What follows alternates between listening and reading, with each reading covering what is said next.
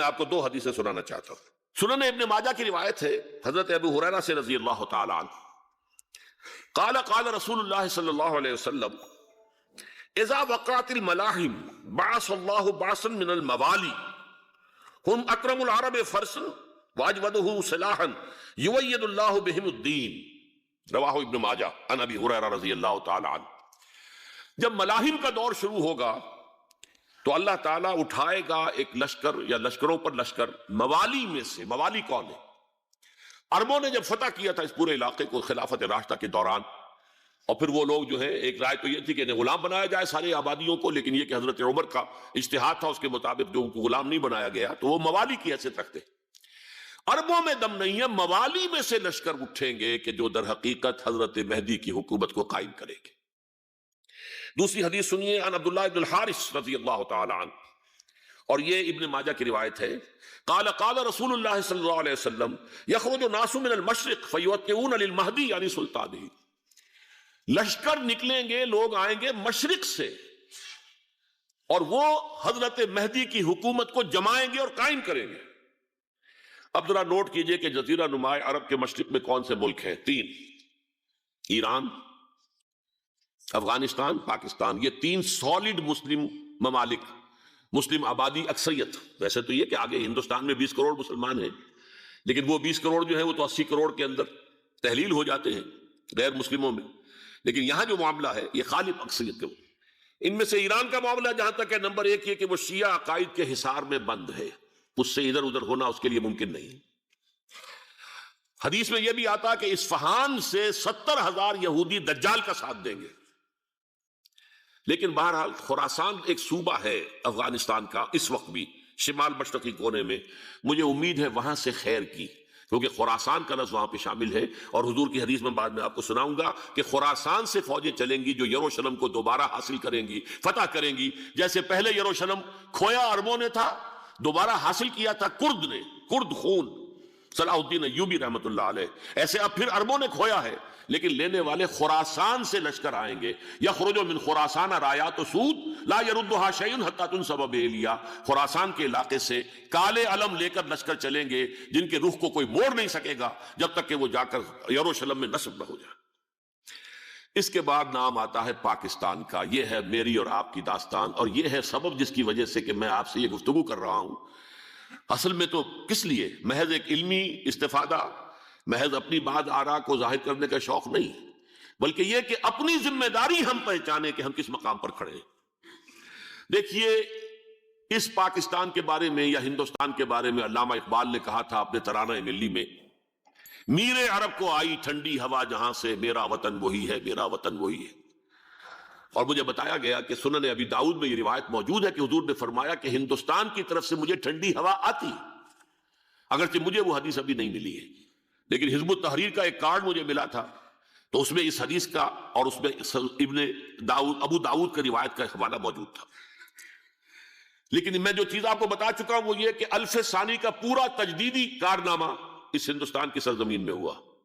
مجدد الف ثانی شیخ احمد سرندی، شاہ ولی اللہ دہلوی، سید احمد بریلوی، وہ تو ہمارے پاکستان میں آ کر جو ہے ان کا خون جذب ہوا ارض پاکستان میں۔ پھر شیخ الہند مولانا محمود حسن۔ تحریک خلافت چلی تو صرف ہندوستان میں چلی اور کہیں نہیں چلی۔ آزادی کی تحریک چلی پوری دنیا میں، وہ نیشنلزم کی بنیاد پر چلی، ملے نیشنلزم، عرب نیشنلزم، ٹرک نیشنلزم۔ ہمارے ہاں چلی تو اسلام کے نام پر، پاکستان کا مطلب کیا؟ لا الہ الا اللہ۔ پھر پاکستان قائم ہوا معجزے کے طور پر، بلکہ نازل ہوا ہے لیلۃ القدر میں، انا انزلناہ فی لیلۃ القدر، جیسے قرآن نازل ہوا لیلۃ القدر میں، یہ پاکستان بھی نازل ہوا لیلۃ القدر میں۔ اس کا برقرار رہنا ابھی تک معجزہ ہے۔ ہندو یہ سمجھتا تھا، کانگریس سمجھتی تھی کہ جھٹپٹ ختم ہو جائے گا۔ پھر یہ کہ اس کا قرارداد مقاصد کا پاس ہو جانا، مزید بھی اور اضافی دفعات دستور میں آ جانا، اب کمرشل انٹرسٹ کو ربا قرار دے کر حرام قرار دینا، یہ سارے لینڈ مارکس ہیں کہ جو اشارہ کر رہے ہیں کسی چیز کی طرف، معاملہ کدھر جا رہا ہے۔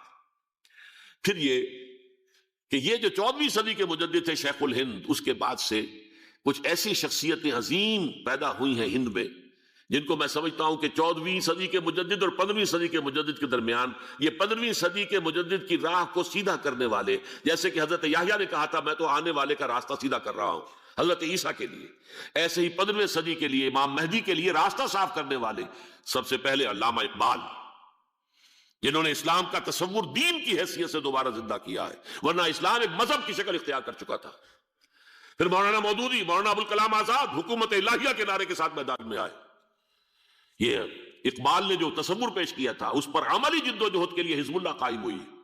نوٹ کر لیجئے 11 برس کا فرق ہے عمر کا علامہ اقبال کے اور ابوالکلام کے، اور 1913 میں جب حزب اللہ قائم کی ہے اس وقت علامہ اقبال کی ملی شاعری اپنے عروج کو پہنچ چکی تھی۔ پھر یہ کہ علامہ اقبال کے بعد تعمیل جو ہے اس کام کی وہ ابوالکلام نے کی، لیکن روایتی علماء نے کی شدید مخالفت کی وجہ سے وہ بددل ہو کر چھوڑ گئے، کانگریس میں شامل ہو گئے، بساط جو ہے حزب اللہ کی انہوں نے لپیٹ دی۔ پھر مولانا مودودی آئے، انہوں نے وہ ڈور جو ہے اس کا سرا تھاما، جماعت اسلامی قائم کی حکومت الہیہ ہی کے قیام کے لیے۔ اگرچہ میرے نزدیک یہ کہ وہ انتخابی اور ایک قومی سیاست کی ایک جماعت بن کر پاکستان میں جو ہے دلدل میں پھنس گئی ہے، اب ہم اس کی کوشش کر رہے ہیں تنظیم اسلامی اور یہ تحریک خلافت جس کے تحت یہ جلسہ ہو رہا ہے، یہ ساری چیزیں وہ ہیں کہ آپ کو سوائے پاکستان کے اور کہیں نہیں ملیں گی پوری دنیا۔ معلوم ہوتا ہے کہ پاکستان کو بہت بڑا رول پلے کرنا ہے اس میں، اور اس کے ساتھ اب جمع کر لیجئے افغانستان کی عمارت افغانستان، اسلامی عمارت افغانستان قائم ہو چکی ہے۔ یہ پچھلے 20 سالوں میں جو کچھ وہاں ہوتا رہا ہے اس سے پہلے تصور نہیں ہو سکتا تھا۔ علامہ اقبال کے فرزند بھی دیکھ کر آئے ہیں، تو اگرچہ وہ خود میں سمجھتا ہوں کہ خاصے انہیں آپ لبرل کہیں، آزاد خیال کہیں، لیکن اس درجے متاثر ہو کر آئے تھے کہ انہوں نے یہ کہا افغانستان میں جو میں نے حالات دیکھے ہیں کہ اگر 2-4 اور مسلمان ملکوں کے اندر یہ نظام قائم ہو جائے تو پوری دنیا مسلمان ہو جائے گی۔ یہ سب کچھ کیسے ہو رہا ہے؟ یہ آنے والے دور کی جھلکیاں ہیں۔ Coming events are casting their shadows before۔ یہ سب بتا رہے ہیں کہ پاکستان افغانستان کو مل کر اس میں کوئی عظیم رول پلے کرنا ہے۔ اور اس کے ضمن میں اب میں علامہ اقبال کے بارے میں آخری بات کہہ رہا ہوں۔ علامہ اقبال کے بارے میں عام یہ خیال ہے، انہوں نے اپنے خطبات میں مہدی کا اور نزول مسیح کا، حالانکہ میں کل پڑھ رہا تھا مولانا سید احمد اکبر آبادی رحمۃ اللہ علیہ کا ایک مقالہ ان کا کہ علامہ اقبال نے ابن خلدون کے بارے میں یہ کہا ہے کہ مہدی کا اور نزول عیسیٰ کا دونوں کا انہوں نے انکار کیا ہے، حالانکہ ابن خلدون نے نزول عیسیٰ کا انکار نہیں کیا، صرف مہدی کا انکار کیا ہے۔ بہرحال علامہ اقبال نے خطبات میں انکار کیا ہے، لیکن یہ کہ اپنی شاعری کے اندر میں چیلنج کرتا ہوں کسی بڑے سے بڑے اقبال شناس کو، ان کا یہ شعر ذرا سنیے۔ خضر وقت از خلوت دشت حجاز آید بروں، کارواں زی وادی دور و دراز آید بروں۔ خضر وقت، امام وقت، رہنماء وقت، قائد وقت، خلوت دشت حجاز، حجاز کی صحرا کی کسی خلوت گزینی سے نکل کر باہر آئیں گے۔ میں حیران ہوتا ہوں علامہ کے اس فکر پر اور اس مصرے پر۔ یہاں انہوں نے شیعہ اور سنی دونوں کے کانسیپٹ جمع کر دیے۔ شیعہ کا کانسیپٹ یہ چھپے ہوئے کسی غار میں وہاں سے برآمد ہوں گے، اور ہمارا کانسیپٹ میں ام سلمہ رضی اللہ تعالیٰ عنہ کی حدیث سنا چکا، چھپے ہوئے ہوں گے وہ وہاں پر، مدینے سے نکل کر آ کر مکے میں چھپ جائیں گے۔ اس خانہ جنگی کی حالت میں لوگ ان کی طرف دیکھ رہے ہوں گے، سوچتے ہوں گے انہیں میدان میں آنا چاہیے، کوئی پارٹ پلے کرنا چاہیے، امت کی رہنمائی کرنی چاہیے، لیکن وہ چھپیں گے، وہ کارے ہوں گے، وہ اس ذمہ داری کو قبول نہیں کرنا چاہیں گے، جا کے چھپ جائیں گے مکے میں، وہاں سے مکے والے انہیں نکالیں گے، اور وہ کارے ہوں گے، انہیں بالکل یہ پسند نہیں ہوگا کہ یہ ذمہ داری اٹھائیں۔ تو خضر وقت از خلوت دشت حجاز آیت بروں، کارواں زی وادی دور و دراز آیت بروں۔ کارواں جو چلے گا ان کی مدد کے لیے اس وادی دور و دراز، اس عظیم وادی دور و دراز، یہ وادی سندھ ہے۔ وادی سندھ جو ہے ہم سمجھتے ہیں کہ صرف یہ پاکستان اور پنجاب جو ہے یہ اس میں شامل ہے، سندھ اور پنجاب نہیں، افغانستان کا پورا مشرقی علاقہ اس میں شامل ہے۔ جیسے دریائے جہلم سندھ میں جا رہا ہے، جیسے دریائے گلگت سندھ میں آ کر ملتا ہے، جیسے دریائے چناب اور راوی اور جیلم اور یہ سب جا رہے ہیں اور آ رہے ہیں، اسی طرح دریائے کابل کہاں سے آ رہا ہے، دریائے گومل کہاں سے آ رہا ہے، ٹوچی کہاں سے آ رہا ہے، یہ سارا جو ہے ڈرین جو ہو رہا ہے، ایسٹرن جو ہے پارٹ آف افغانستان، یہ سب وادی ہے۔ اس وادی کے یہ دو حصے ہیں، ایک حصہ جو ہے یہ ادھر پاکستان میں ہے اور اسی وادی کا دوسرا حصہ جو ہے وہ افغانستان میں ہے۔ کارواں زی وادی دور و دراز آیت بروں، کارواں چلے گا یہاں سے، یخرج ناس من المشرق یؤتون للمہدی یعنی سلطان ہی، مشرق سے فوجیں چلیں گی کہ جو مہدی کی حکومت قائم کریں گی، اور یخرج من خراسان رایات و سود، اور خراسان سے سیاہ پرچم چلیں گے کہ جن کا رخ کوئی موڑ نہیں سکے گا، حتیٰ تنصب بیلیا، یہاں تک کہ وہ جا کر یروشلم کے اندر نصب ہو جائیں گے۔ حضرات، میں ایک میری گفتگو کا حصہ باقی تھا لیکن میں اسے چھوڑ رہا ہوں، اس لیے کہ گلوبلائزیشن جو اس کی ہوگی، جو خلافت علی منہاج النبوہ کی تجرید کامل حضرت مہدی کے ہاتھوں عرب میں ہوگی، اس سے پہلے اس کے لیے محنت، کوشش، جد و جہد پاکستان اور افغانستان میں ہو چکی ہوگی جو اسے سپورٹ کرے گی اور وہاں جا کر حکومت قائم کرے گی۔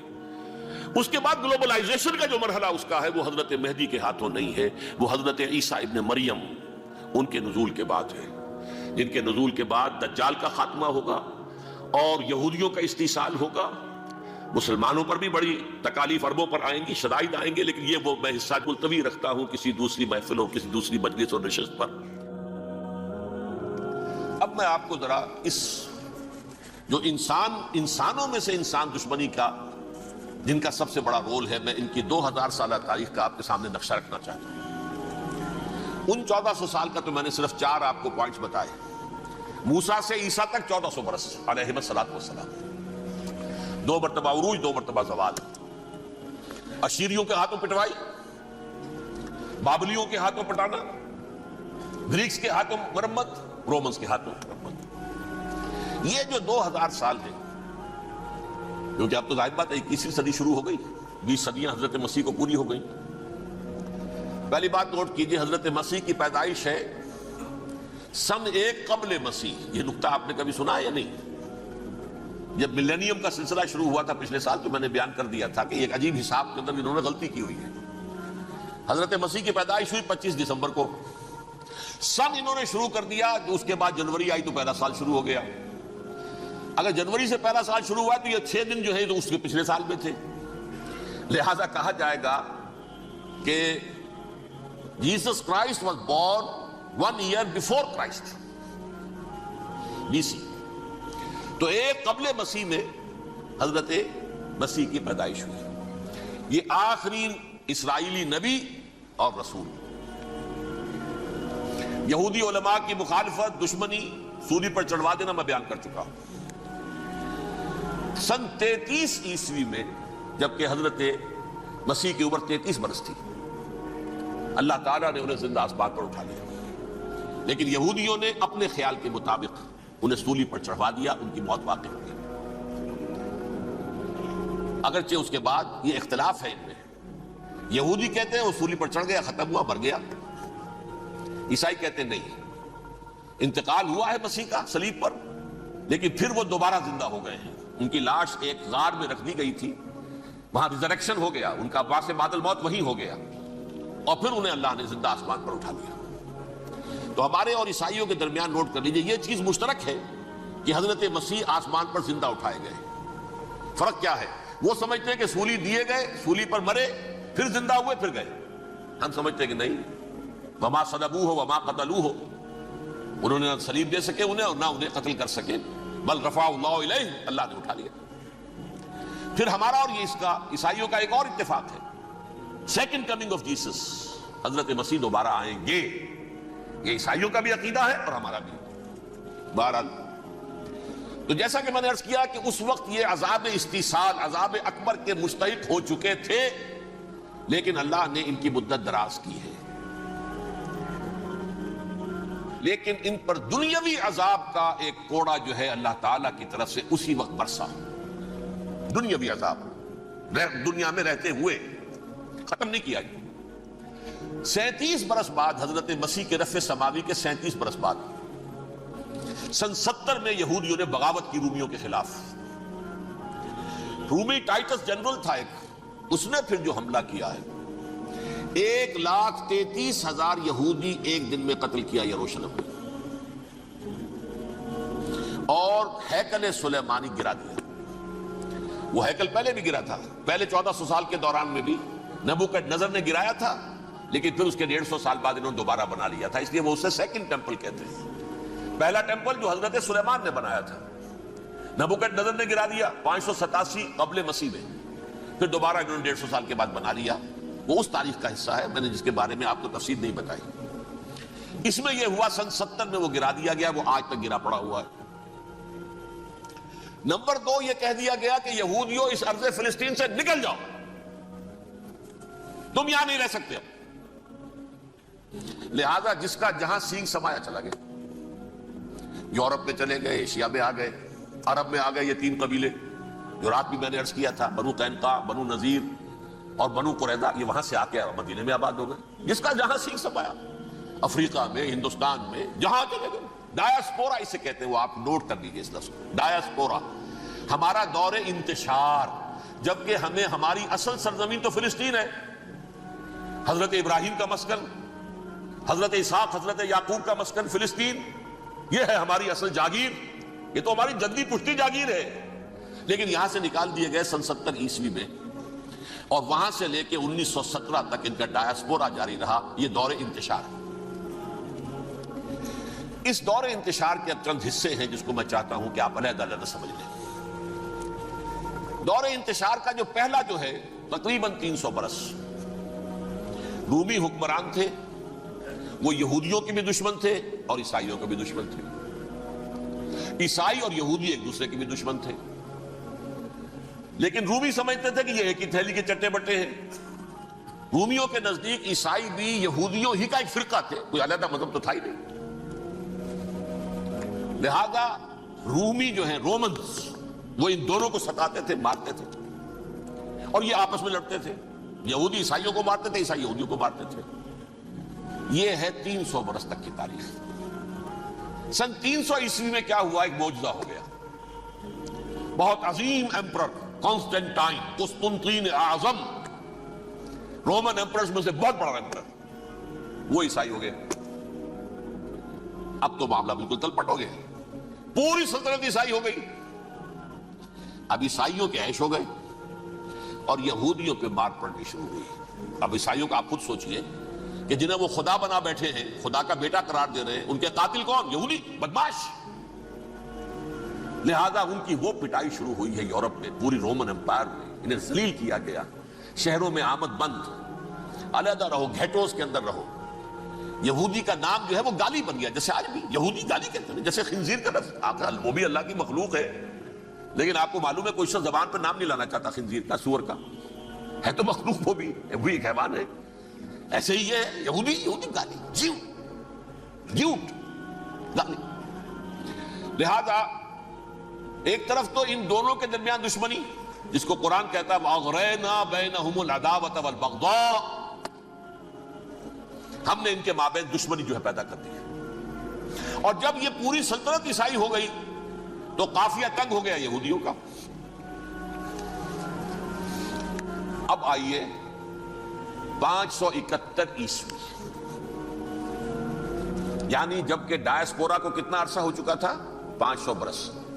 سن 70 سے شروع ہوا ڈایاسپورا، جب ٹائٹس نے گرایا ہے ہیکل کو اور نکال باہر کیا انہیں فلسطین سے، بھاگ جاؤ یہاں ایک یہودی بھی نہیں رہے گا، فلسطین سے نکال دیے۔ اس کے پورے 500 برس بعد سن 571 عیسوی میں حضور کی پیدائش ہوئی، ولادت باسعادت محمد رسول اللہ صلی اللہ علیہ وسلم۔ 610 میں آپ پر وحی کا آغاز ہوا، لیکن حضور کے ساتھ ان کا معاملہ کیا رہا؟ اول تو جبکہ حضور ابھی مکے ہی میں تھے، یہودیوں نے ریشہ دوانیاں شروع کر دی حضور کے خلاف۔ قریش مکہ کو سکھاتے تھے، پڑھاتے تھے، ان سے یہ پوچھو، ان سے یہ پوچھو، یہ اس طرح تنگ کرو، ان سے یہ امتحان لو، یہ آپ کے علم میں ہے۔ سورہ بنی اسرائیل میں، سورہ کہف میں وہ سوالات، جو امتحانی سوالات آئے تھے، ذوالقرنین کون تھا، اصحاب کہف کون تھے، تم رسول بنے پھرتے ہو تو بتاؤ، اور یہ روح کی حقیقت کیا بتاؤ، یہ ساری ریشہ دوانیاں کر رہے تھے بیٹھے ہوئے، ابھی وہیں پر حضور ابھی پہنچے بھی نہیں۔ ہجرت فرما کر حضور تشریف لے آئے تو حضور نے، جسے ماسٹر سٹروک کہا جائے گا، یعنی اسٹیٹس مین شپ کا ماسٹر سٹروک، آپ نے مدینے میں آتے یہودیوں کے ساتھ پیکٹ کر دیا، جوائنٹ ڈیفنس پیکٹ آف مدینہ، کہ اگر مکے والے ہم پر حملہ کریں گے تو ہم مل جل کر ایک قوم کی حیثیت سے مقابلہ کریں گے۔ یہ میثاق مدینہ کہلاتا ہے، جس کے بہت غلط معنی پہنائے جا رہے ہیں آج کل۔ بہرحال میں موضوع میرا چونکہ یہ نہیں، میں ادھر نہیں جاؤں گا، لیکن ہوا کیا؟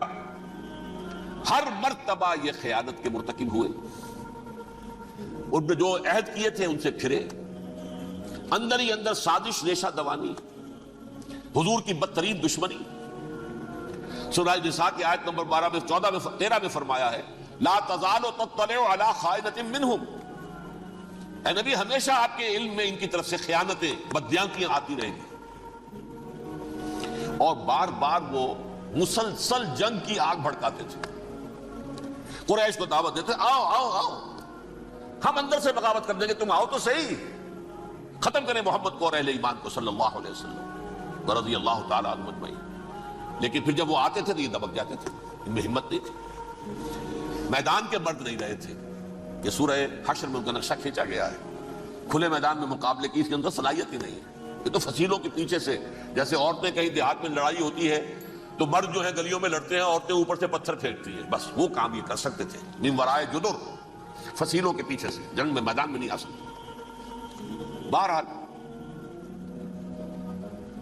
قرآن مجید میں ہے یہ سورہ مائدہ کی آیت نمبر 64, کلما اوقدوا نارا للحرب اطفاها اللہ. اکثر و بیشتر مواقع پر تو یہ جب آگ بھڑکاتے تھے جنگ کی, اللہ اسے بجھا دیتا تھا. لیکن بہرحال اس کے باوجود جنگیں ہوئی, غزوہ بدر, غزوہ احد ہوئی کہ نہیں, یہ ساری اصل شرارت ہوئی. اور اس کے نتیجے میں حضور نے پھر ایک ایک کر کے 3 قبیلوں کو سزا دی.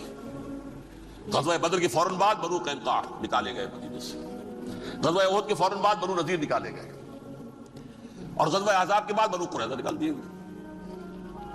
یہ تو میں نے آپ کے سامنے رکھ دیا صرف حضور کے زمانے میں ان کا کیا رویہ رہا. دشمن, رات بھی ہم نے وہ آیت پڑھی تھی, لَتَجِدَنَّ أَشَدَّ النَّاسِ عَدَاوَةً لِلَّذِينَ آمَنُوا الْيَهُودُ وَالَّذِينَ أَشْرَكُوا.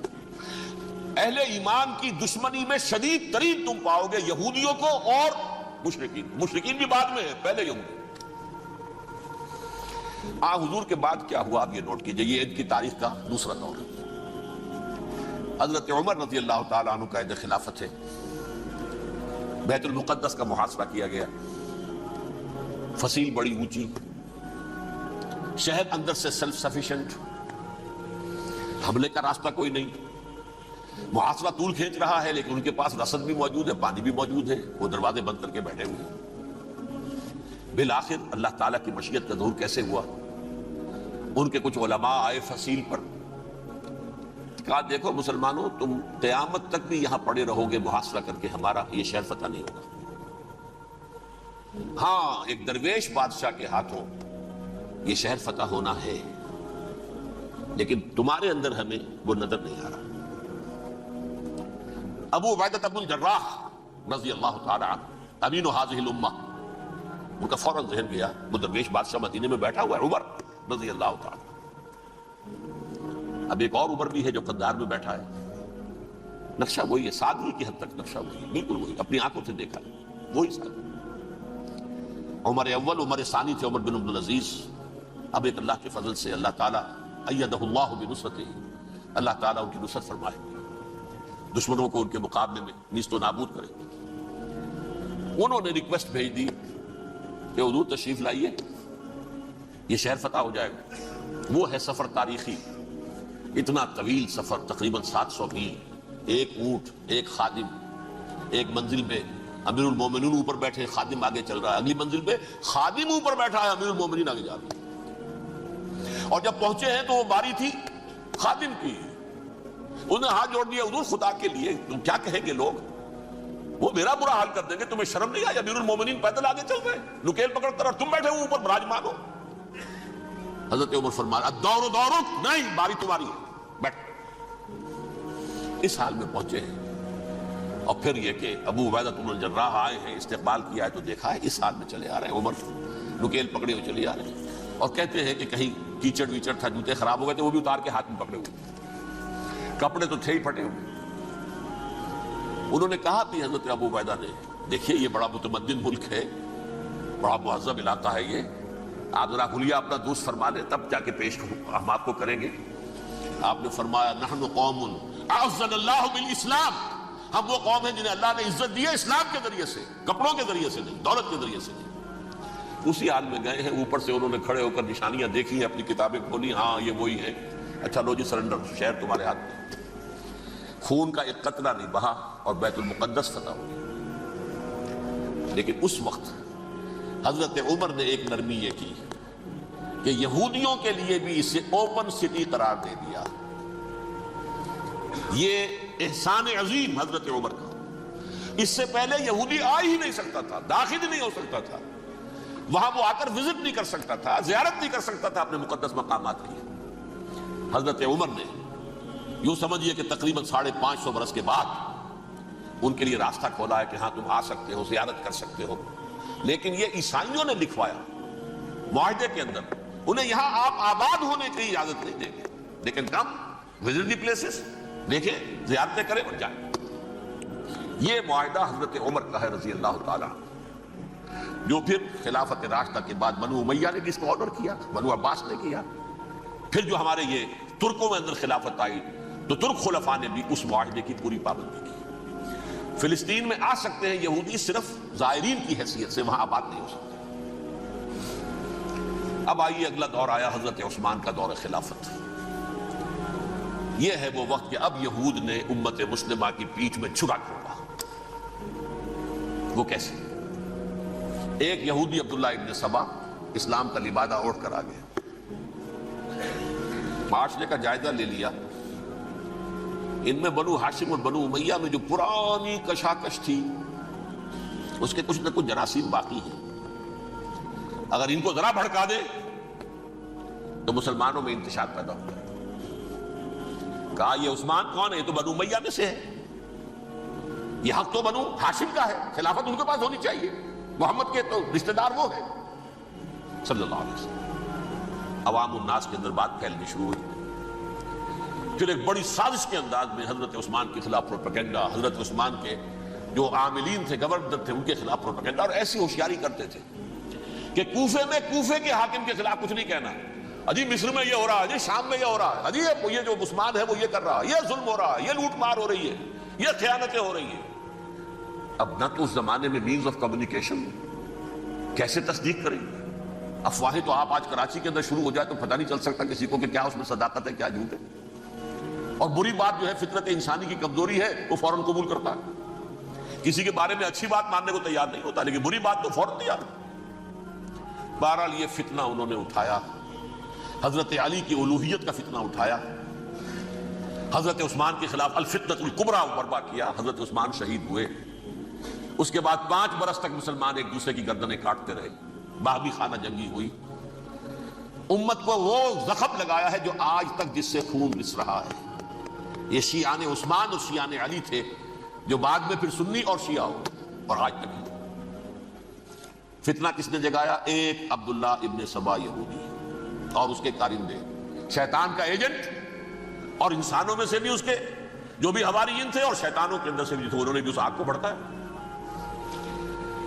یہ آپ سوچ لیجئے کہ یہ کس نے وہ زخم لگایا؟ یہودی۔ اگلا دور آیا، خلافت راشدہ ختم ہوئی، بنو امیہ کا بھی دور کافی گزر گیا۔ طارق ابن زیاد 712 عیسوی میں حملہ کرتے ہیں اسپین پر۔ اسپین اس وقت عیسائیت کا بہت بڑا گڑھ، بڑے کٹر ترین عیسائی جو ہے وہ اسپین میں تھے، لہذا یہودیوں کی وہاں بہت پٹائی ہوتی تھی، بہت پٹائی ہوتی ہے، میں بتا چکا ہوں، دشمنی تھی ان کی تو چلی آ رہی تھی عیسائیوں کے ہاتھوں یہودیوں کی۔ وہ تو سن 300 عیسوی سے ایمپرر کانسٹنٹائن کے بعد سے شروع ہو گئی تھی۔ اس حوالے سے یہودیوں نے اس وقت چالاکی یہ برتی، کچھ راستے واسطے بتائے، کچھ مدد کی طارق ابن زیاد کی۔ طارق ابن زیاد نے انہیں اپنا محسن سمجھا، ہسپانیہ فتح ہو گیا تو یہودی چونکہ محسنین کی فہرست میں آ چکے تھے، انہیں بہت اقتدار نصیب، بڑی سپورٹ مسلمانوں نے دی۔ ان کے بڑے بڑے علماء جو ہیں اسی دور کے اندر پیدا ہوئے، بڑے بڑے تھنکرز ان کے اسی دور میں پیدا ہوئے۔ بن گوریون جو کہ ایک وزیر اعظم تھا اسرائیل کا، اس نے یہ لکھا ہے اپنی کتاب میں، Muslim Spain was the golden era of our diaspora. وہ ڈائسپورا جو 70 عیسوی سے شروع ہوا تھا اور 1917 عیسوی تک جاری رہا ہے، اس میں سے گولڈن ایرا ہمارا جو تھا وہ مسلم اسپین تھا۔ ہسپانیہ میں بیٹھ کر ہم عیش کیے، لیکن وہاں سے انہوں نے اور جو کچھ کیا، یہ تو داستان کے تو بہت سے گوشے ہیں، لیکن میں جس اسٹریٹ لائن میں چل رہا ہوں اس کے اعتبار سے ایک بات سمجھ لیجیے، وہاں بیٹھ کر انہوں نے اب عیسائیت کی پیٹھ میں چھرا گھونپا، پروٹیسٹنٹ مذہب پیدا کیا، تقسیم کر دیا، جیسے شیعہ سنی کی تقسیم، عبداللہ ابن سبا، رومن کیتھولک اور پروٹیسٹنٹ کی تقسیم، یہودی علماء۔ ہوتا کیا تھا؟ ہسپانیہ کی یونیورسٹیاں ہیں، کارڈووا میں ہے، ٹولیڈو میں ہے، گریناڈا میں ہے، غرناطہ، قرطبہ، تولیتلا، اور وہاں آتے تھے لوگ، فرانس سے چلے آ رہے ہیں نوجوان پڑھنے کے لیے، جرمنی سے چلے آ رہے ہیں، اٹلی سے چلے آ رہے ہیں، 3 ہی ملک قریب ترین پڑھتے ہیں سینٹرل جو یورپ کے ہیں۔ یہاں پر جو ہے وہ اسلام جو نور پھیلا رہا تھا اس سے بھی مستفیض ہوئے، جہالت کے جو ہے پردے ان کے وہ چھٹے، اس کے ساتھ ہی وہ یہودی وہاں ان کے اندر جو جراثیم داخل کر رہے تھے وہ اس عیسائیت کے خلاف بغاوت تھی جو اس وقت دنیا میں عیسائیت اس وقت تھی۔ پوپ کا راج تھا دنیا میں اس وقت، یورپ میں جو عیسائیت تھی اس میں ایک طرف بادشاہ تھے، لیکن بادشاہوں کی حیثیت وہاں پر یوں سمجھ لیجئے کٹ پتلیوں کی تھی، اصل قوت پوپ کے ہاتھ میں تھی۔ اور پوپ کو انہوں نے جیسے قرآن نے کہا اتخذوا احبارهم ورهبانهم اربابا من دون اللہ، کیونکہ سینٹ پال نے شریعت موسوی ساقط کر دی تھی تو اب شریعت تھی ہی نہیں، پوپ کو اختیار تھا جس چیز کو چاہے حلال قرار دے دے، جس چیز کو چاہے حرام قرار دے دے۔ اتخذوا احبارهم ورهبانهم اربابا من دون اللہ۔ انہوں نے کہا صاحب یہ پوپ کس بلا کا نام ہے، یہ بھی انسان ہے، بات تو ٹھیک تھی نا، اصل حیثیت تو کتاب کی ہونی چاہیے، ڈیوائن بک، دی ریویلڈ اسکرپچر، لہذا یہ کتاب ہر شخص پڑھ سکتا ہے، کوئی پوپ کے باپ کو جو ہے کوئی اس کے لیے پروپرائٹری رائٹس تو نہیں ہے کہ صرف پوپ پڑھ سکتا ہے یا پادری پڑھ سکتے ہیں، ہم بھی پڑھ سکتے ہیں، ہم بھی سمجھ سکتے ہیں۔ یہ باتیں تھی کہ جن کو بڑھا چڑھا کر بیان کر کے اور پوپ کا اقتدار ختم کرا دیا اور توجہ مرکوز کر دی بائبل کی طرف۔ اب بائبل میں بڑا حصہ تو اولڈ ٹیسٹامنٹ کا ہے، نتیجہ کیا ہوا؟ یہود کی عظمت پروٹیسٹنٹس کے نزدیک مسلم ہو گئی۔ اصل قوم تو یہ ہے، وہ دشمنی بدلی کہ نہیں بدلی؟ موسیٰ کے امتی یہ ہے، تورات موسیٰ کو دی گئی، ابراہیم کی نسل یہ ہے، لہذا وہ جو دشمنی تھی، جو عداوت تھی کہ ہمارے خدا کو سوری چڑھانے والے ہیں یہ بدماش، اس کا ازالہ ہوا۔ اس پروٹیسٹنٹ مذہب کے نتیجے میں یہ میں اب آپ کو بتاتا ہوں کہ ایک نتیجہ وہ نکلا ہے جسے برٹرینڈ رسل نے بیان کیا ہے، اس کی کتاب ہے ان پریز آف آئیڈلنس، صفحہ 108۔ وہ لکھتا ہے دی Christians retaining the Judaic belief in a special revelation added to it the Roman desire for worldwide domination and the Greek taste for metaphysical subtleties. The combination produced the most fiercely persecuting religion that the world has yet known. یہ 3 چیزیں آ کر عیسائیت میں مل گئی۔ ایک تو جب یہ اولڈ ٹیسٹامنٹ جو ہے وہ ان کے ہاتھ میں آ گئی، اور اس کے میں کچھ آپ کو بتا دیتا ہوں کہ اولڈ ٹیسٹامنٹ کی تعلیمات، کیونکہ یہ اولڈ ٹیسٹامنٹ جو ہے یہ محرف تھی، اصل تورات تو گم ہو گئی تھی 587 قبل مسیح میں، جب پہلی مرتبہ ہیکل جو ہے تباہ ہوا ہے اس وقت ختم ہو گئی تھی۔ اس کے کوئی 150 سال کے بعد انہوں نے یادداشتوں سے مرتب کر کے لکھی ہے، اب اس میں ان کے اپنے خیالات، اپنے امانی، اپنی توجیحات وہ شامل ہو گئی۔ لہذا میں آپ کو حوالے دیتا ہوں، اس کتاب کے اندر مظالم کی جو تعلیم دی گئی ہے، اہل کتاب نے اپنے مظالم قتل عام کے جواز کے لیے تورات میں تبدیلیاں کی اور پیغمبروں پر دہشت ناکی اور بدترین حرام کاری کے الزامات لگائے۔ سنیے، پہلا حوالہ ہے یہ گنتی باب 31 آیات 17-18۔ اس لیے ان بچوں میں جتنے لڑکے ہیں سب کو مار ڈالو، اور جتنی عورتیں مرد کا منہ دیکھ چکی ہیں ان کو بھی قتل کر ڈالو، لیکن ان لڑکیوں کو جو مرد سے واقف نہیں اور اچھوتی ہیں اپنے لیے زندہ رکھو۔ یہ کسی اللہ کی کتاب کا یہ جملہ ہو سکتا ہے؟ کسی ریویل بک کا؟ اور سنیے، یہ ہے استثناء ڈیٹرانومی باب 20 آیت 16-18۔ پر ان قوموں کے شہروں میں جن کو خداوند تیرا خدا میراث کے طور پر تجھ کو دیتا ہے، کسی ذی نفس کو جیتا نہ بچا رکھنا، جیسا خداوند تیرے خدا نے تجھ کو حکم دیا بالکل نیست کر دینا۔ مرد، عورتیں، بچے، بوڑھے سب ختم۔ یہ کتاب مقدس ہے۔ اور سنیے، سیموئیل باب 27 آیت نمبر 9۔ اور داؤد نے اس سرزمین کو تباہ کر ڈالا اور عورت مرد کسی کو جیتا نہ چھوڑا۔ نمبر 4، ان سب آباد شہروں کو ماں، عورتوں اور بچوں کے بالکل نابود کر ڈالا۔ کتاب استثناء باب 3 آیت 6۔ یہ ہے جو کہہ رہا ہے برٹرینڈ رسل، کرسچینٹی میں آ کر یہ 3 چیزیں شامل ہو گئی، ایک تو یہ باربیرین یہ تعلیم جو ہے، اور یہ مذہب کے نام پہ تعلیم، یہ کتاب مقدس کی تعلیم۔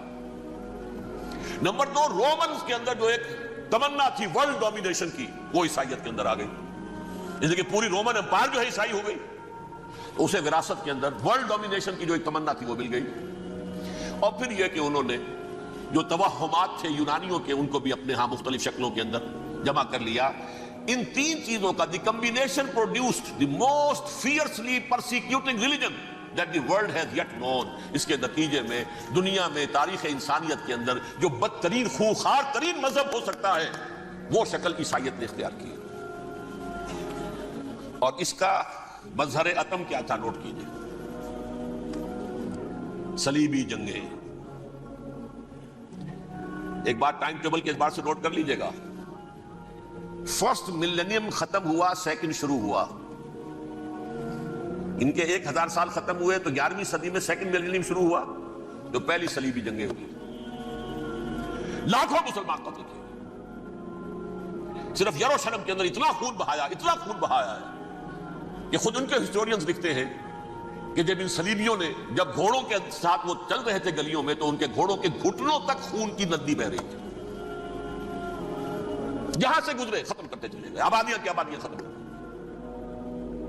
اگرچہ اس کروسیڈ میں گیہوں کے ساتھ گھن بھی پسا، یہودی بھی بہت مارے گئے۔ یہ فرانس سے، جرمنی سے جب یہ کروسیڈرز آ رہے تھے، 3000 میل کا سفر طے کر کے آئے تھے، سوچئے تو صحیح۔ اربن ثانی پوپ جو تھا، آگ لگا دی تھی اس نے پورے یورپ کے اندر، شرم سے ڈوب مرو، تمہارے مقدس علاقے مسلمانوں کے ہاتھ میں، انفیڈلز، یہ کافر، یہ مرتد، یہ ملحد۔ مسیح جہاں پیدا ہوا، مسیح کو جہاں سولی دی گئی، وہ کہاں ہے؟ ان کے ہاتھ میں۔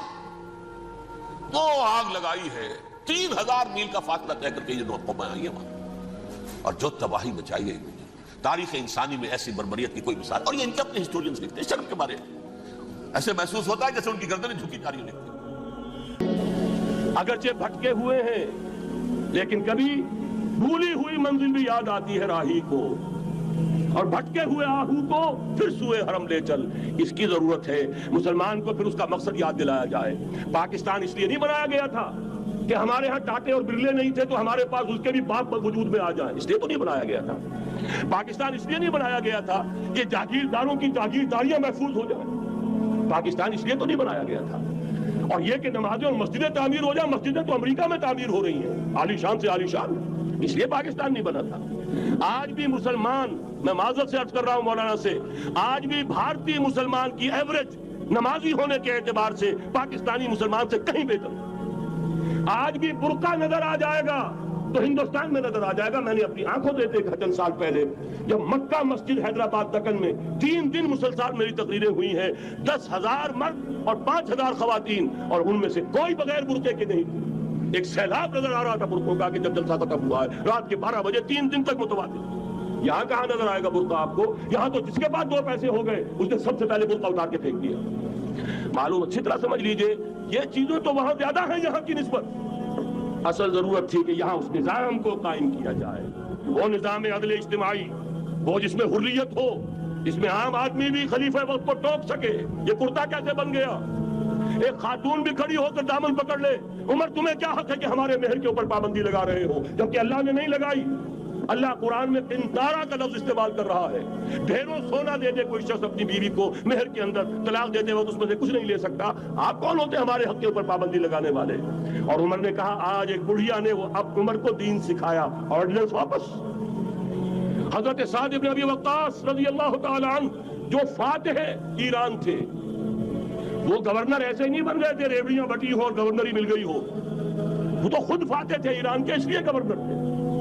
صرف ایک پرچہ پہنچا ہے بارگاہ خلافت میں، حضرت عمر فاروق کے پاس انفارمیشن آئی، سعد نے اپنے گھر کے باہر ڈیوڑی بنا لی ہے اور ایک دربان کھڑا کر دیا ہے، حضرت بلال کو بھیجا ہے رقعہ دے کر، اور یہ حکم تھا کہ بلال پہلے تو جاتے ہی ڈیوڑی میں آگ لگا دینا، پھر یہ رقعہ دینا میرا۔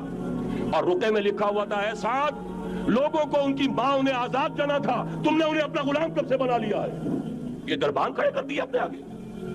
وہ حریت، وہ مساوات کہ جا رہا ہو خلیفہ وقت اور چارج لینے جا رہا ہے بیت المقدس کا، کوئی ذاتی علاج کے لیے نہیں جا رہا، سیر و سیاحت کے لیے نہیں جا رہا، چارج لینے کے لیے بالکل سرکاری وزٹ ہے، آفیشل وزٹ ہے، اسٹیٹ وزٹ ہے، اور حال کیا ہے 700 میل کا فاصلہ طے کرنا اور ایک اونٹنی، کوئی انٹوریج نہیں، کوئی خدم و حشم نہیں، کوئی جمبو جٹ بھرے ہوئے نہیں، کچھ نہیں، ایک اونٹنی ایک خادم، اس ایک اونٹنی پر چونکہ راستے کا راشن بھی ہے لہذا 2 آدمی نہیں بیٹھ سکتے، ایک بیٹھ سکتا، ایک منزل خلیفہ وقت بیٹھا ہوا ہے اوپر اور خادم نکیل پکڑ کر چل رہا ہے، اگلی منزل خادم اوپر بیٹھا ہے اور خلیفہ وقت عمر بن الخطاب رضی اللہ تعالی عنہ اور وہ آگے آگے نکیل پکڑ کر چل رہا ہے۔ یہ نظام چاہیے آج نوع انسانی، اس کے انتظار میں، اس کی تلاش میں نوع انسانی نے کتنے تجربے کر لیے، کیسی چھلانگیں لگائیں، ملوکیت ختم کی، آسمان سے گرا کھجور میں اٹکا، جمہوریت آئی نام نہاد لیکن وہ سرمایہ دارانہ نظام بن کر آگے سے بڑھ کر لعنت بن گئی، پہلے جاگیردار مسلط تھا اب سرمایہ دار اور کارخانے دار مسلط ہو گیا، اس سے نکلنے کے لیے زور لگایا کمیونزم کی طرف گئے، چھلانگ لگائی، اب ایک پارٹی ڈکٹیٹر بن کر بیٹھ گئی، انسان رست از یک بنتا افتاد در بندے دیگر، ایک چیز سے غلامی سے نجات پاتا ہے دوسری میں پھنس جاتا ہے، اور کیوں کہ وہ نظام عدل اجتماعی جو محمد عربی کو دے کر بھیجا گیا تھا اس کے کسٹوڈین سوئے ہوئے، اس کے کسٹوڈین کو اندازہ ہی نہیں، یہ نسخہ تو ہمارے پاس تھا، ہمیں عمل کرنا تھا اور دنیا کے سامنے پیش کرنا تھا، پاکستان بنایا اس لیے گیا تھا کہ ہم اس کا ایک نمونہ دنیا کے سامنے پیش کریں گے، قائد اعظم نے فرمایا تھا کہ ہم یہ چاہتے ہیں کہ پاکستان کی صورت میں عہد حاضر میں اسلام کے اصول حریت و اخوت و مساوات کا ایک نمونہ قائم کر کے دکھائیں، کہاں ہے وہ؟ پھٹک گئے، سو گئے، وَلَنُذِيقَنَّهُم مِّنَ الْعَذَابِ الْأَدْنَىٰ دُونَ الْعَذَابِ الْأَكْبَرِ، بڑے عذاب سے پہلے چھوٹا عذاب کا مزہ چکھائیں گے، لَعَلَّهُمْ يَرْجِعُونَ، شاید کہ لوٹ آئیں۔ کوئی عجب نہیں اس عذاب الادنیٰ کے بعد ہم جاگے نہیں، ہوش میں نہیں آئے، کوئی عجب نہیں کہ بڑے عذاب کا کوڑا ہماری پیٹھوں پر برس جائے، لیکن مجھے یہ یقین ہے، نوٹ کر لیجئے، اگر یہ دوسرا امکان ہو گیا خدا نہ خواستہ اللہ کے عذاب کا کوڑا ہماری پیٹھ پر برسا، مجھے یقین ہے اللہ ہندوؤں کو مسلمان بننے کی توفیق دے گا، لیکن اسلام کا بول بالا اسی خطے سے ہوگا، تاریخ میں یہ ہو چکا ہے آیا فتنہ تاتار کے افسانے سے، پاسباں مل گئے کعبے کو صنم خانے سے، تاتاریوں کے ہاتھوں کروڑوں مسلمان قتل ہوئے، لیکن اسلام نے تاتاریوں کو فتح کر لیا، اور پھر اسلام کا مسلمانوں کا دوسرا دور عروج انہی تاتاریوں کی مختلف شاخوں کے تحت ہوا، وہ تاتاری ہی تو تھے، وہ سارے ہورس، ٹرکش ہورس، ترکان تیموری، ترکان سبوی، ترکان سلجوقی، ترکان عثمانی، وہی تو سٹاک تو وہی ہے آیا فتنہ تاتار کے افسانے سے، پاسباں مل گئے کعبے کو صنم خانے سے، اس لیے کہ حضور نے فرمایا مشرق سے ہوگا، جہاں سے فوجیں چلیں گی، تو کوئی عجب نہیں، بہرحال یہ 2 امکانات ہیں، لیکن اس کا فیصلہ تیرے ہاتھوں میں ہے، دل یا بدن، سیدھی سیدھی بات، اگر تو اب بھی ہم ٹھیک ہو جائیں، جاگ جائیں، ہوش میں آ جائیں، قوم یونس کی طرح توبہ کر لیں، تو بغیر عذاب کے کوڑے کے رحمت خداوندی ہم پر سایہ کرے گی، اگر ہم نہ جاگے تو وہ عذاب کا کوڑا آئے گا، یہ نہیں میں کہہ سکتا ان ادری قریب بعید ما توعدون، یہ میں نہیں کہہ سکتا، یقین کے ساتھ جانتا ہوں کہ آئے گا، لیکن یہ کہ اس کے بعد بھی یہیں سے بول بالا ہوگا، اگر ہمارے ذریعے نہیں تو ان کے ذریعے سے جو ہمیں شکست دے کر پھر اسلام قبول کر لیں گے، لیکن کیوں نہ پہلے ہی راستے پر چلنے کی کوشش کریں۔ اب نوٹ کر لیجئے یہ کتابیں اگر آپ پڑھنا چاہیں تو کتاب الملاحم میں پڑھیے، بدترین عذاب عربوں پر آیا کھڑا ہے، سروں پر تنا ہوا ہے، بدترین، ایسی جنگ ہونی ہے الملحمۃ العظمیٰ، جس کو کہ میں بھی آپ کے گواہی پیش کر دوں گا، جسے کہا گیا ہے لاسٹ کروسیڈ، بش نے بھی کروسیڈ کا لفظ بول دیا تھا، پھر واپس لیا اس نے، نکل جاتی ہے جس کے منہ سے سچی بات مستی میں، فقیہ مصلحت بھی سے اور ہندے بادہ خار اچھا، کروسیڈ کہہ کر پھر واپس لیا، یہ کروسیڈ اس کے اوپر جس قدر نقصان ہونا ہے عربوں کا، گریٹر اسرائیل بنے گا، یہ عراق، شام، اردن، سعودی عرب کا کچھ شمالی علاقہ، ترکی کا جنوبی علاقہ، مصر کا صحرائے سینا، اور اس کے ساتھ ہی جو بہترین اس کا زرخیز ترین علاقہ ڈیلٹا آف نائل، یہ سب یہودیوں کے قبضے میں جائیں گے۔ اس کو حدیث میں کہا گیا الملحمۃ العظمیٰ، عیسائی 80 علم لے کر مسلمانوں کے اوپر حملہ آور ہوں گے، اور ہر علم کے نیچے 12,000 فوج ہوگی، 9.5 لاکھ فوج۔ یہ نیٹو کی تیاری کس کے لیے ہو رہی ہے؟ جب USSR کا خاتمہ ہوا تو پوچھا گیا تھا نیٹو چیف سے اب کس لیے تمہارا وہ دشمن تو ختم ہو گیا، اب ہمیں اسلامک فنڈامنٹلزم سے نمٹنا ہے۔ وہ جانتے ہیں خطرہ یہی ہے، اب اسلام ابھر سکتا ہے، مسلمانوں کے سینوں کے اندر وہ آگ ہے، اوپر خاکستر آ گیا ہے، تم پہ اٹھانا بیٹھنا، یہ اندر تو انگارہ ہے، اوپر سے راکھ ہے، اسے دھوکہ نہ کھا جانا ان کے دلوں کے اندر۔ اور بش نے کہا تھا مسلمان چاہتے ہیں کہ ہسپانیہ سے لے کر انڈونیشیا تک نظام خلافت قائم کریں، اور میں حیران ہوا تھا کہ اس کمبخت کو ہسپانیہ کا خیال کیسے آ گیا، ہمیں تو کبھی آتا ہی نہیں، اب ہم تو بھول گئے، وہ تو 500 برس پرانی بات ہے جبکہ وہاں سے ہمیں نکال دیا گیا تھا۔ اگرچہ اقبال نے کہا تھا ہے ارض فلسطین پہ یہودی کا اگر حق، ہسپانیہ پر حق نہیں کیوں اہل عرب کا؟ ہسپانیہ میں تو 800 سال حکومت کی مسلمانوں نے، اور ابھی 500 برس سے گزرے ہیں نا، یہودی تو ارض مقدس سے 2000 سال نکالے گئے، انہیں ناکہ آباد کیا گیا، عربوں کے سینے میں خنجر پھونک دیا گیا۔ وہ چھوٹا سا ملک جو چاہتا کرتا، کوئی پوچھنے والا نہیں۔ امریکہ جیسے اپنے بیٹے کی حفاظت کرے ویسے کرتا ہے اس کی، اور حضور نے فرمایا ہے وہ جنگ جب ہوگی تو ایک باپ کے اگر 100 بیٹے ہوں گے تو 99 ختم ہو جائیں گے، ایک بچے گا، یہ حدیث ہے، حدیث صحیح۔ اور آپ نے فرمایا ویل للعرب من شر قد اقترب، عربوں کے لیے ہلاکت ہے، عربوں کے لیے بربادی ہے اس شر سے جو قریب آ چکی ہے۔ اور آج جس طرح انہوں نے ان کی تہذیب کو اختیار کر لیا ہے، دبئی جا کر دیکھیے، بدترین مغربی معاشرہ جو ہے وہ دبئی کے اندر ہم نے قائم کر کے دکھا دیا۔ اب سعودی عرب اس راستے پر بڑھ رہا ہے، اور اس کے بعد نمبر 2 پر جو ہے ہم پاکستانی ہیں۔ لیکن میں اس کے وہ پہلی بات جو کہہ رہا ہوں وہ تو یقینی ہے، اس میں تو احادیث صحیحہ موجود ہے، اگرچہ اس کے بعد پانسا پلٹے گا، پھر حضرت مہدی کا ظہور ہوگا، حضرت عیسیٰ کا نزول ہوگا، اور وہ گریٹر اسرائیل گریٹر گریو یارڈ بنے گا یہودیوں کا، ایک ایک یہودی قتل ہوگا اور دفن ہوگا۔ یہ بات میں ہونا ہے، میں پہلی بات میں فرض کر رہا ہوں۔ وہ پانسا پلٹے گا جب پلٹے گا، ابھی جو سامنے ہے وہ کیا ہے؟ جس ملحمۃ العظمیٰ کہا حضور نے، جسے آرمگیڈون کہتے ہیں عیسائی، آرمگیڈون کی اگر کہیں جا کر آپ دیکھیں گے، آپ ڈکشنری میں مانی تو کیا لکھا ہے؟ A very big war which will be fought between the forces of evil and good before the end of this world۔ اس دنیا کے خاتمے سے پہلے خیر اور شر کی قوتوں کے درمیان بہت بڑی جنگ ہوگی، ارمجدون اسے کہتے ہیں عربی میں، اور آرمگیڈون اسے کہتے ہیں انگریزی کے اندر، اور یہ بائبل کی آخری کتاب کے اندر ہے، جو اس میں کہ مکاشفات یوحنا، ریولیشنز آف سینٹ جان۔ یہ تو میں کہہ رہا ہوں یقین کے ساتھ، اور زیادہ دور نہیں آیا چاہتا ہے، اس لیے کہ یہودیوں کا اور عیسائی جو کنزرویٹوز ہیں، نیو کنزرویٹوز، ان کا 5 نکاتی ایجنڈا ہے متفق علیہ، جس کے تحت یہ جنگ صلیبی شروع کی گئی ہے۔ تو سن لیجئے آپ، آرمگیڈون نمبر 1، گریٹر اسرائیل قائم ہو جانا اس کے نتیجے میں نمبر 2، مسجد اقصی اور قبۃ الصغریٰ کو گرانا نمبر 3، وہاں 3rd ٹیمپل، وہ مسجد جو حضرت سلیمان نے بنائی تھی 1000 قبل مسیح میں، پھر برباد کی تھی نبوکدنضر نے، دوبارہ بنائی گئی، پھر دوبارہ ختم ہوئی 70 عیسوی تک گری پڑی ہے، ان کا خانہ کعبہ گرا ہوا ہے 70 عیسوی سے لے کر آج تک۔ ایک دیوار ہے ویلنگ وال، جہاں جاتے ہیں، روتے ہیں، پیٹتے ہیں، ماتم کرتے ہیں، وہاں وہ بنے گا 3rd ٹیمپل۔ اور نمبر 4، اس میں لا کر رکھا جائے گا تخت حضرت داؤد کا۔ یہ تخت کہاں ہے اس وقت؟ یہ لندن شریف کے اندر جو ان کی پارلیمنٹ کا جو چرچ ہے، ویسٹ منسٹر ایبے، اس میں رکھا ہوا ہے۔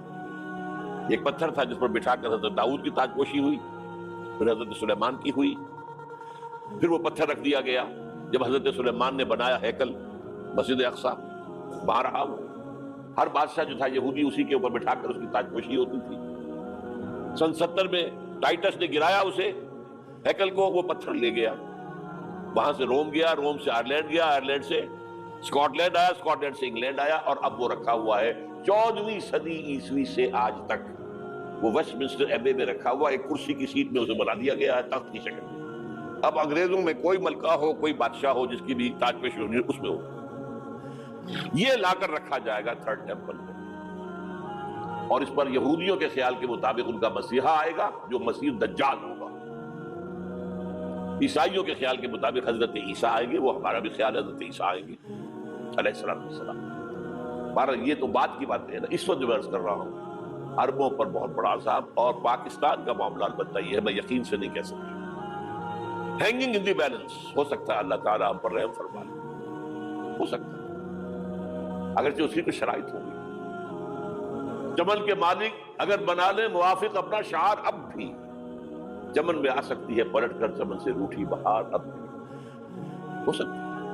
اور یہ بھی ہو سکتا ہے کہ اللہ تعالیٰ نے معجزانہ طور پر ہمیں ملک دیا، ہم نے اللہ سے بدعہدی کی، وعدہ خلافی کی، غداری کی، لہذا سزا دی جائے اور ہم سے یہ ملک چھین لیا جائے۔ اٹس جسٹ پاسبل، دور نہ سمجھے، اس انہونی بات نہ سمجھے۔ جو گھیراؤ ہو رہا ہے آپ کے مغرب میں نیٹو فورسز اور مشرق میں بھارت فورسز، بھارتی فورسز گدھوں کی طرح بیٹھے ہوئے انتظار کر رہے ہیں پاکستان اور ڈسٹیبلائز ہو جائے، یہاں اور بدامنی ہو جائے۔ اب لاہور میں پھر آج دھماکے ہو گئے ہیں، 2 دن پہلے کا دھماکہ میں سہ کے آیا ہوا ہوں، آپ کے سامنے بیٹھا ہوں، وہ جانے بچی ہیں۔ جو ہماری اکیڈمی کا حشر ہوا میں آپ کو نہیں بتا سکتا، یہ سارا کیوں ہو رہا ہے؟ تاکہ یہاں بدامنی ہو جائے اور ہمیں جواز مل جائے، مغرب سے نیٹو فورسز داخل ہو جائیں، مشرق سے بھارتی فورسز آ جائیں، اور ہمارے ایٹمی دانت توڑ کر اور پھر ہمیں بھارت کے سامنے ڈال دیا جائے۔ Now do as you like۔ یہ ان کا نقشہ ہے، ہوگا کیا وہ اللہ جانتا ہے، ہوگا وہ جو اللہ چاہے، لیکن اللہ کا چاہنا جو ہے وہ کس پر منحصر ہے؟ یہاں انقلاب برپا کرو، یہاں اسلام لاؤ، اگر دھندوں میں لگے رہو گے تو وہ خود بخود نہیں آ جائے گا انقلاب۔ صحابہ نے جانیں دی تھی، کتنی تکلیفیں اٹھائی تھی، 12 برس تک مکی دور کے اندر با نشہ درویشی در ساد و دمادم زن، جو پختہ شبی خدرہ پر سلطنت جم سن۔ یوم طائف یاد ہے جو حضرت عائشہ فرماتی ہیں کہ میں نے پوچھا تھا حضور سے کہ یوم احد سے زیادہ سختی بھی آپ پر کبھی آئی؟ یوم احد پر کیا ہوا تھا؟ تلوار کا وار پڑا تھا آپ کے چہرے مبارک، یہ جو رخسار کی ہڈی ہے اس کے اندر وار گیا ہے، اوپر خود کی 2 کڑیاں تھیں وہ اس میں گھس گئیں، 2 دندان مبارک شہید ہوئے۔ وہ خود کی کڑیاں ایک صحابی نے اپنے دانتوں سے پکڑ کر کھینچنے کی کوشش کی، دانت نکل گئے، وہ نہیں نکلی، کیا جتن کر کے نکالی گئی ہوگی تو خون کا فوارہ آیا، اتنا خون گیا ہے کہ آپ بے ہوش ہو گئے، گر گئے، اور مشہور یہ ہو گیا کہ آپ کا انتقال ہو گیا، شہادت ہو گئی۔ یہ سیرت کبھی پڑھی ہے؟ حضرت عائشہ کے ہوش کا تو یہی دور تھا نا، یوم طائف میں جو کیا تھی، بچی تھی، انہیں کیا پتا کیا ہو رہا ہے حضور کے ساتھ۔ 3 دن تک حضور مکے کی گلیاں اور وہاں کے اوباش لوگ پتھراؤ کر گئے تھے اس امید میں کہ شاید وہاں کا کوئی سردار ایمان لے آئے، تو یہاں تو ابو طالب بھی فوت ہو گئے، یہی دنیاوی سہارا تھا، خاندانی سہارا تھا ابو طالب کے ذریعے، اور گھر میں ایک دلجوئی کرنے والی رفیقہ حیات تھی، وہ بھی، ان کا بھی انتقال ہو گیا۔ آپ نے کہا یہ عام الحزن ہے، اب تو سب کو طے ہو گیا قریش کو کہ اب جیسے قتل کر دو، اسی لیے آپ گئے طائف، شاید وہاں کا کوئی بڑا سردار مانے ایمان لے آئے مجھ پر تو میں اپنا مرکز ادھر شفٹ کر دوں۔ تینوں سے ملے ہیں، تینوں نے وہ جواب دیے، نکل جاؤ یہاں سے، میں تمہارے ساتھ بات بھی کرنے کو تیار نہیں۔ اچھا تمہارے سوا کوئی نہیں ملا تھا اللہ کو نبی بنا کر بھیجنے کے لیے؟ دیکھو جاؤ، میں بات نہیں کرنا چاہتا، ہو سکتا ہے میں بے عزتی کر بیٹھوں، واقعی تم اللہ کے نبی ہو تو میں مارا جاؤں گا، جاؤ جاؤ جاؤ۔ یہ سلوک محبت کے ساتھ ہوا، اور پھر چھوکروں کو، اسٹریٹ ارچنز جنہیں آپ کہتے ہیں، اشارہ کیا تھا خبر لو ان کی، پتھراؤ ہو رہا ہے، ساتھ کوئی ہے ہی نہیں، ایک آدمی صرف، زید ابن حارثہ۔ اب سامنے سے پتھر آ رہے ہیں تو حضرت زید آگے آ جاتے ہیں، ڈھال بنتے ہیں، مجھے لگے پتھر حضور کو رہے، آپ پیچھے سے آ رہے ہیں، چاروں طرف سے تو ڈھال نہیں بن سکتا، جسم لہو لوہا، خون جا کر جوتیوں میں جم گیا ہے، جوتی اتر نہیں دی. پھر وہاں سے واپسی پہلے دعا مانگی ہے، اللہم الیک اشکو ضعف قوتی وقلت حیلتی وہوانی علی الناس. اے اللہ تیری جناب میں فریاد لے کر آیا ہوں اپنی قوت کی کمی کا، اپنے وسائل کی کمی کا، اور جو ذلت و خواری ہو رہی ہے لوگوں کے سامنے. الا ملتقنونی، مجھے کس کے حوالے کر دیا؟ الا بعیدی یتجہمونی، یہ میرے اوپر ہجوم کر کے آ جائے، حملہ کرے. اور عدو من لگتا امرے، یہ دشمن کے حوالے میرا معاملہ کیا، جو چاہے کرتے ہو. لیکن پھر عبدیت غالب آتی ہے. ان لم یکن علی غضبک فلا ابالی، اللہ اگر تو ناراض نہیں ہے تو مجھے کوئی پرواہ نہیں. سر تقدیم خم ہے جو مزاج یار میں آ، مجھے اندیشہ یہ ہے کہ تو ناراض تو نہیں ہو گیا. یہ تکلیفیں جھیلی ہے. سینکڑوں صحابہ نے جانوں کا نذرانہ پیش کیا ہے. احزاب کی جنگ میں فاقوں پر فاقے ہو رہے تھے، اور ان فاقوں کی حالت میں خندق کھودنے کا حکم ملا ہے.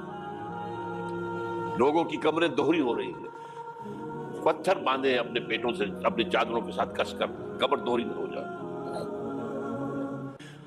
اور جب صحابہ کدالیں چلا رہے ہیں تو کیا کہہ رہے ہیں؟ نحن الذین بایعوا محمدا علی الجہاد ما بقینا ابدا، اللہم لا عیش الا عیش الاخرہ. صحابہ کہتے تھے ہم وہ لوگ ہیں جنہوں نے محمد سے بیعت کی ہے کہ جہاد کرتے رہیں گے جب تک جان میں جان نکل جائے تو بات اور. جان ہے، چاہے ابھی بھوک سے کمر دوہری ہوئی جا رہی، جان تو ہے.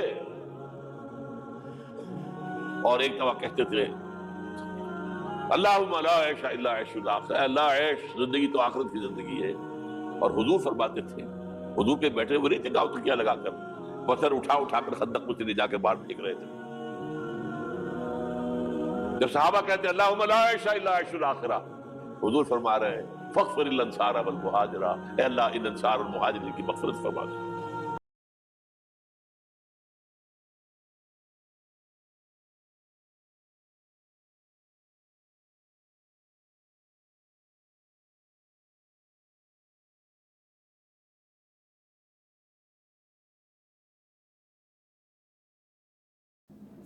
بسم اللہ الرحمن الرحیم.